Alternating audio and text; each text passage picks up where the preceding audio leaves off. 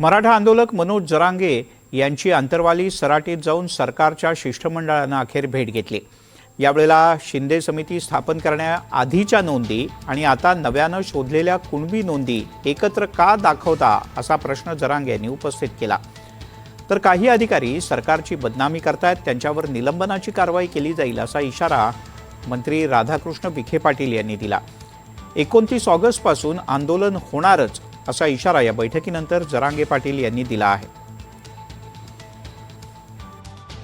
29 ऑगस्टला आंदोलन होणार आहे। मला हे निर्णायक आंदोलन करायचे, मराठा समाजाची मागणी मला पाठीमागे ठेवायची नाहीये।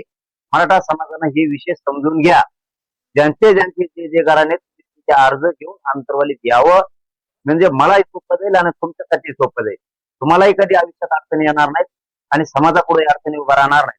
ते माझ्या मराठा बांधवांनी समजून घ्या। 2-2, 4-4 दिवस काम बोलू द्या, परंतु हा आयुष्यभराचा विषय।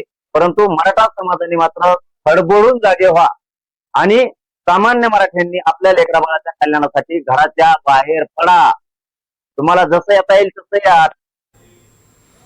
दरम्यान मंत्री राधाकृष्ण विखे पाटील यांनी ओबीसी प्रमाणपत्र रद्द होण्यासाठी अधिकाऱ्यांना जबाबदार धरलं।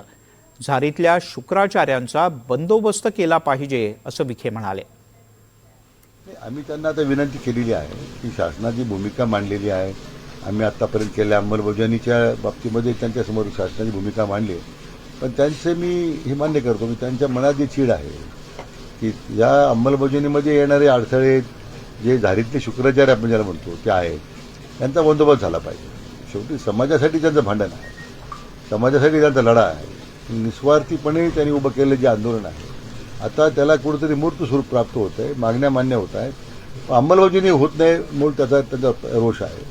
शासन म्हणून आमची ती जबाबदारीच आहे, घेतलेल्या निर्णयाची अंमलबजावणी प्रभावी झाली पाहिजे ती आमची भूमिका जी आहे आम्ही त्यांना आश्वासित केलेलं आहे।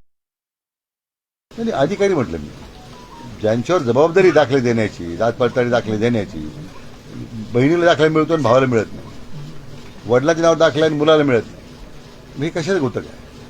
त्यामुळे अशा अधिकारी जाणीवपूर्वक जर शासनाला बदनाम करत असतील तर त्याच्यावर आम्ही कारवाई करणारच ना। नेमकी काय कारवाई करणार? वारंवार तेच नाही, असं आहे की एकदा वास्तव समोर आल्यानंतर एक तर त्यांना निलंबित करावं लागेल।